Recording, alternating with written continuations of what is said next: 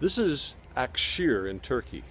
It's also Thyatira. Underneath the city is the ruins of this ancient city that was a garrison town that was only here to be a sacrificial town if an army were to attack ancient Pergamum, which was the capital of Lydia. It was basically to be an Alamo at one point, and it was designed that way. But there was a population of people here that was quite large. They were trade guilds, and the church here was very concerned about being rejected by the trade guilds, mainly because of all the pagan practices that the trade guilds involved themselves in. If you wanted to be successful, you had to worship the token gods of those trade guilds, and you had to worship it in the way that they insisted, which involved things that were forbidden, eating meat sacrificed to idols, and drinking blood, and committing sexual immorality as an act of worship, which Jesus deplored. There was a woman who lived here that Jesus named Jezebel, and she led the congregation in that, and Jesus said, I have given her a lot of time to repent, and she refused.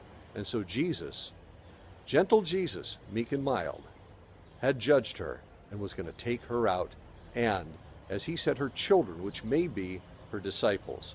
She claimed to speak for God. She claimed that she had deep mysteries of God, and that the people were beginning to follow her in this. But Jesus said, this is nothing like me. The fact is, the message of Thyatira that Jesus dictates to them, the message of Pergamum, which Jesus dictates to the Pergamese, is very, very similar.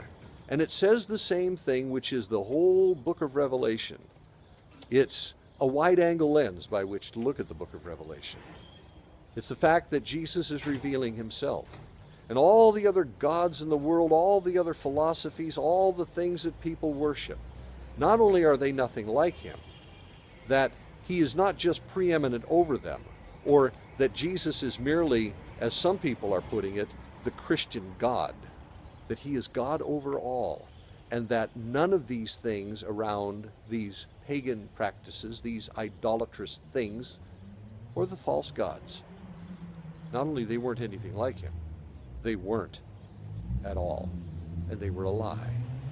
So Jesus writes a very, very serious letter to the Thyatirans and saying, you need to repent from being tolerant of the pagan things, because Jesus is transcendent not only of humanity but of the universe, and yet deeply involved with us, so much so that he became a human and lived among us. And he died and became a corpse, and he rose from the dead, and he will return to rule and reign over the whole earth. That puts him apart from everyone, everything, every philosophy, every ideal, and it makes him exclusive. He has every right to say what is wrong. He has every right to praise what he says is good. And that was the message.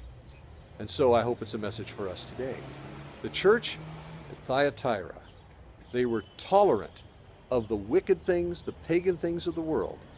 But Jesus was saying, I am revealing myself, and I am nothing like these. Have a great day.